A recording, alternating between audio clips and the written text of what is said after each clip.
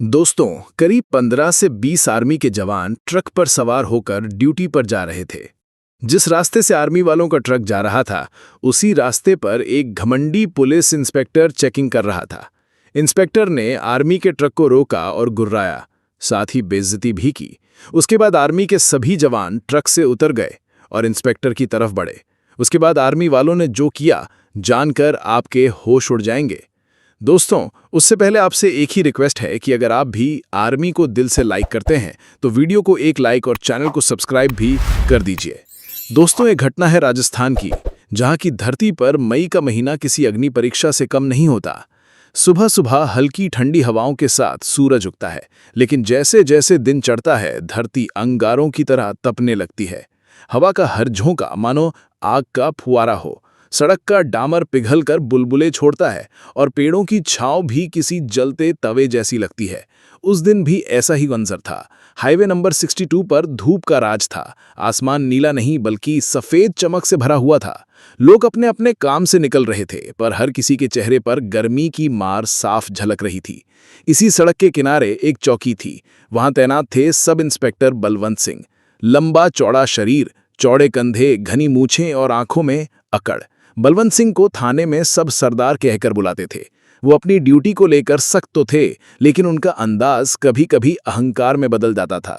उस दिन उन्होंने नाकाबंदी लगवाई थी। कारण था, कुछ दिनों पहले इसी रूट से शराब की बड़ी खेप पकड़ी गई थी और खबर आई थी कि आज फिर से अवैध माल इसी रास्ते से जाने वाला है। सड़क के किनारे बैरिकेड्स लगाए गए थे। पुलिस वाले पसीने से लथपथ होकर भी हर गाड़ी रोक रहे थे। कोई ट्रक, कोई जीप, कोई निजी कार, सबको रुकना पड़ रहा था। भाई जल्दी करो, धूप में खड़े खड़े जान निकल रही है, एक ड्राइवर ने शिकायत की। बलवंत सिंह ने आंखें तरेर कर कहा, अरे चुपचाप खड़े रहो, जब तक कागज नहीं दिखाओगे गाड़ी आगे नहीं जाएगी। ड्राइवर सहम गया। उसने जल्दी से कागज निकाले और सिपाही को थमा दिए। पुलिस वाले चालान काटते, कभी गाड़ी की डिक्की खोलते, कभी बैग की तलाशी लेते। ये नजारा देखकर आम लोग मन ही मन बुदबुदाते। भाई पुलिस वालों का भी क्या हाल है, धूप में खड़े हैं और ऊपर से इतनी सख्ती। लेकिन कुछ लोग कहते, नहीं नहीं, ये सब दिखावा है, असली मकसद पैसे कमाना होता है। बलवंत सिंह सब सुनते थे, लेकिन उनकी परवाह नहीं करते थे। उनकी सोच साफ थी, कानून का राज मैं ही हूं। इसी बीच दोपहर के करीब 12:30 बजे दूर से धूल का गुबार उठा। पहले लगा कोई और ट्रक आ रहा है, लेकिन जब गाड़ी पास आई तो सबकी नजरें ठहर गईं। वो था एक बड़ा हरे रंग का आर्मी ट्रक। उस पर कैमोफ्लाज रंग की छाप थी। गाड़ी की नंबर प्लेट पर साफ लिखा था, इंडियन आर्मी। ट्रक के अंदर करीब 15 से 20 जवान बैठे थे, सभी थके हारे, मगर चेहरे पर वही अनुशासन और सख्ती। ट्रक के ऊपर तिरपाल बंधा था, जिसमें सामान रखा था। ट्रक देखकर चौकी पर खड़े कई लोगों के चेहरे चमक उठे। एक बुजुर्ग किसान ने पास खड़े लड़के से कहा, बेटा देखो, ये वही लोग हैं जिनकी वजह से हम चैन की नींद सोते हैं, सरहद पर रहते हैं, तब जाकर गांव शहर सुरक्षित रहते हैं। लड़के ने मासूमियत से पूछा, दादा ये लोग कहाँ जा रहे होंगे? किसान ने गर्व से कहा, सीमा की ओर, जहां हर रोज मौत से खेलते हैं। भीड़ में ये गर्व तो था, लेकिन बलवंत सिंह की आंखों में कुछ और ही चमक थी। उन्होंने मूंछों पर हाथ फेरा और बुदबुदाए, आर्मी का ट्रक है, देखता हूं आज ये कितना बड़ा बड़ा होता है। पुलिस की ताकत का एहसास इन्हें भी होना चाहिए। इतना कहकर उन्होंने हाथ उठाया और ट्रक को रुकने का इशारा किया। ट्रक धीरे धीरे आकर बैरिकेड के सामने रुका। ड्राइवर ने ब्रेक लगाया और ट्रक के दरवाजे से एक जूनियर कमीशन्ड ऑफिसर उतरे। उनका चेहरा धूप से तपा हुआ था, लेकिन आंखों में संयम और आत्मविश्वास साफ झलक रहा था। जेसीओ ने आते ही पूछा, क्या बात है, हमें क्यों रोका गया? बलवंत सिंह ने अकड़ भरी आवाज में कहा, चेकिंग है, सब गाड़ियां रुक रही हैं, ये भी रुकेगी, कागज दिखाओ और ट्रक की तलाशी होगी। जेसीओ ने शांत स्वर में जवाब दिया, यह सरकारी ट्रक है, ड्यूटी पर जा रहा है, हमारे पास सारे दस्तावेज हैं, लेकिन हम बॉर्डर पर सप्लाई लेकर जा रहे हैं। अगर देर हो गई तो मुश्किल हो सकती है, कृपया समय बर्बाद मत कीजिए। लेकिन बलवंत सिंह के अहंकार को एक बात चुभ गई। ओहो, मतलब हमें पढ़ा रहे हो कि क्या करना है? यहाँ कानून मैं हूं, चाहे ट्रक आर्मी का हो या किसी मंत्री का, चेकिंग तो होगी ही। उतराओ सबको, और सामान भी चेक करेंगे। भीड़ में हलचल मच गई। लोग हैरान थे, अरे पुलिस वाले आर्मी का ट्रक भी रोक रहे हैं, ये तो हद हो गई। कुछ जवान ट्रक से नीचे उतर आए। उनकी आंखों में गुस्सा साफ दिख रहा था, लेकिन अनुशासन उन्हें रोक रहा था। उनमें से एक जवान ने कहा, साहब हम देश की सेवा कर रहे हैं, हमें अपमानित मत कीजिए। लेकिन बलवंत सिंह मुस्कुराए और बोले, सेवा कर रहे हो तो ठीक है, लेकिन यहां मेरी ड्यूटी भी सेवा ही है, बिना चेकिंग के कोई नहीं जाएगा।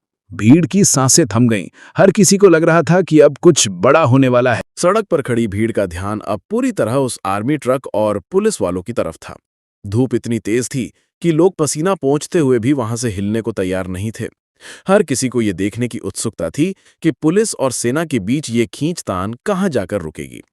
जूनियर कमीशन्ड ऑफिसर यानी जेसीओ ने अब संयम से बोलना शुरू किया। उनकी आवाज शांत थी, लेकिन लहजे में दृढ़ता थी। देखिए इंस्पेक्टर साहब, हम आपकी ड्यूटी समझते हैं।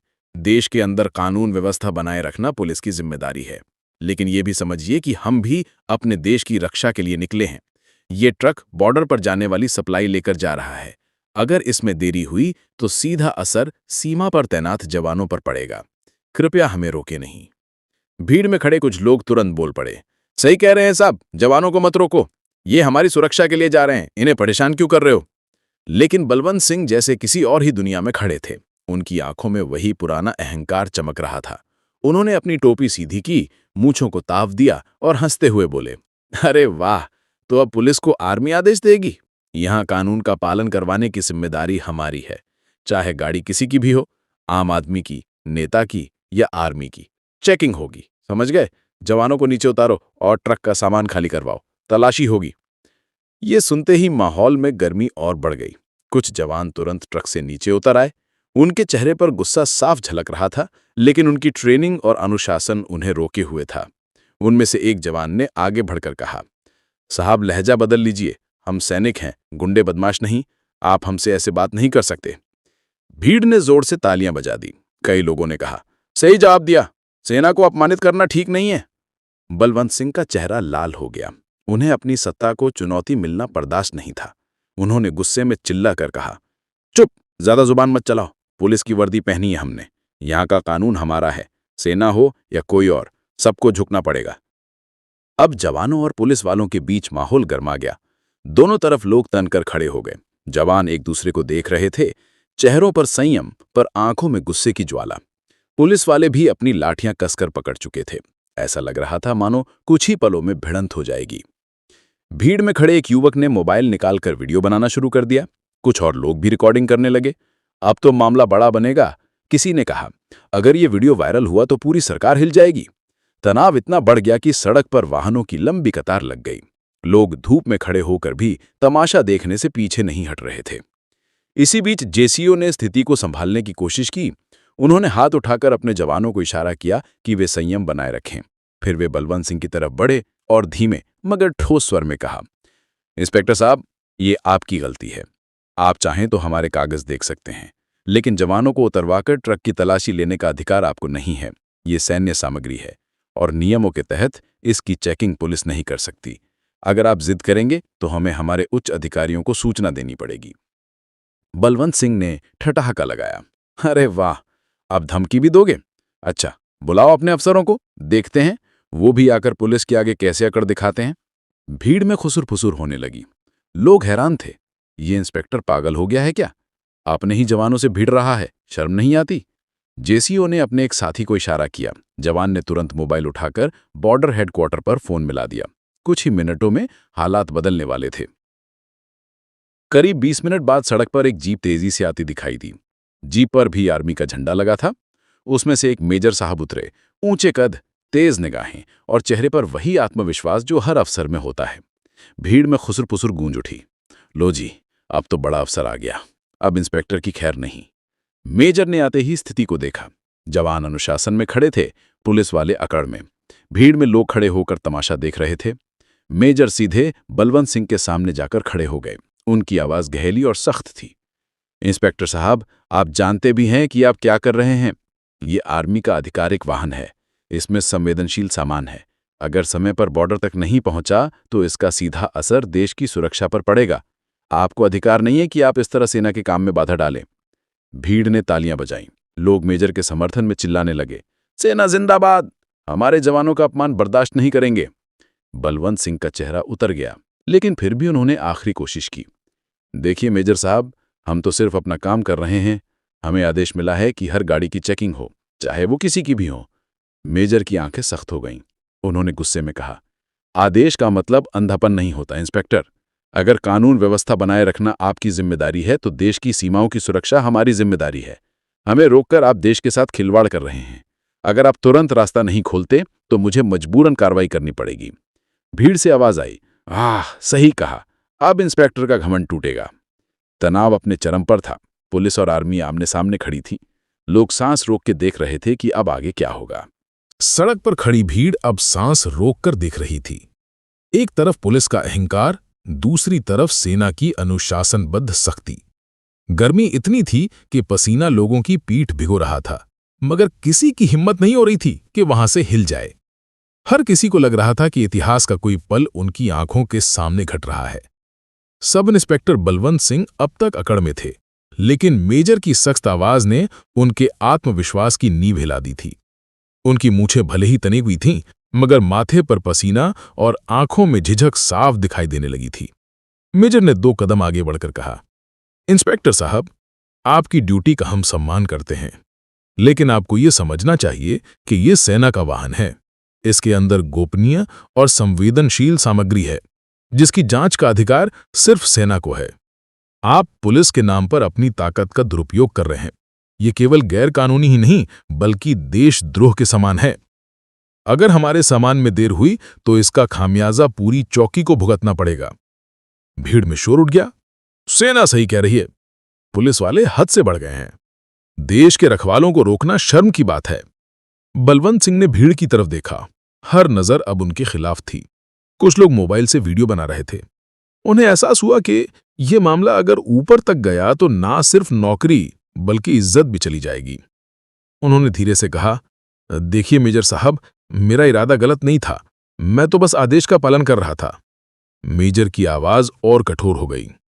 आदेश का पालन अंधी अकड़ में नहीं होता इंस्पेक्टर। अगर आपको समझ नहीं है कि कहां रुकना चाहिए तो ये आपकी कमजोरी है।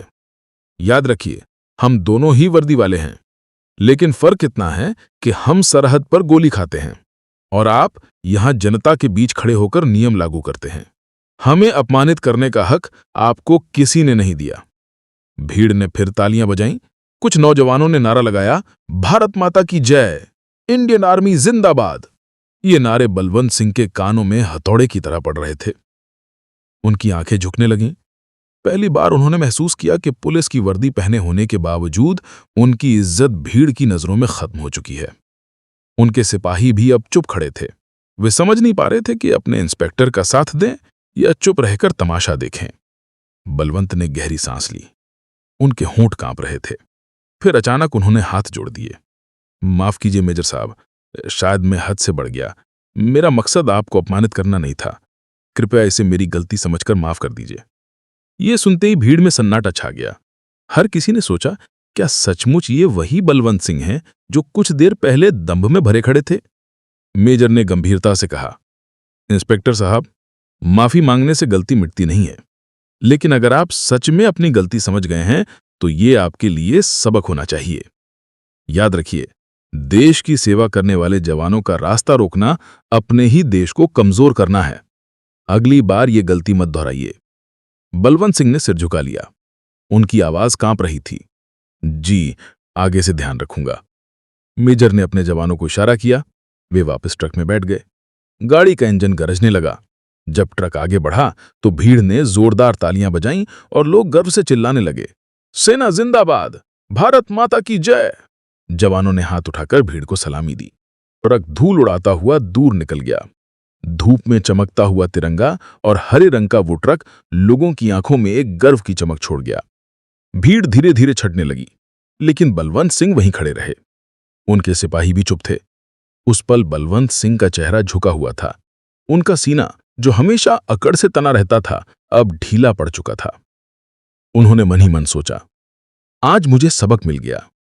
ताकत का घमंड इंसान को अंधा बना देता है। असली ताकत दिखावे में नहीं, बल्कि सेवा और त्याग में होती है। यही वजह है कि जनता सेना का सम्मान करती है और हमें तिरस्कार भरी नजर से देखती है। उनकी आंखों में उस दिन पहली बार नमी आई। एक बुजुर्ग किसान जो अभी तक पास खड़ा था, आगे आया और बोला, बेटा बलवंत, याद रखना, वर्दी चाहे पुलिस की हो या आर्मी की, उसका असली मकसद जनता और देश की रक्षा करना है। अगर तुम जनता या सेना का अपमान करोगे तो वर्दी की इज्जत मिट्टी में मिल जाएगी। आज से सबक लो। बलवंत सिंह ने सिर झुका के कहा। जी काका, आपकी बात जिंदगी भर याद रखूंगा। उस घटना के बाद बलवंत सिंह का रवैया बदल गया। अब वो चेकिंग के दौरान भी इंसानियत से पेश आते। उनकी आवाज से अकड़ कम हो गई और जिम्मेदारी की भावना बढ़ गई। लोगों के बीच ये किस्सा फैल गया। याद है जब इंस्पेक्टर बलवंत ने आर्मी का ट्रक रोका था और बाद में माफी मांगनी पड़ी थी। ये कहानी गांव-गांव में फैल गई। लोग इसे अक्सर सुनाते और कहते, देखो, घमंड चाहे पुलिस का हो या किसी और का, टूट कर ही रहता है। असली इज्जत तो उसी को मिलती है जो देश के लिए बलिदान करता है। चाहे कोई भी अधिकारी हो, चाहे इंस्पेक्टर हो या चपरासी, हर एक अधिकारी को एक दूसरे का सम्मान करना चाहिए, क्योंकि असली ताकत एकता में है। दोस्तों, आपके क्या विचार हैं? अपने विचार कमेंट में बताइएगा।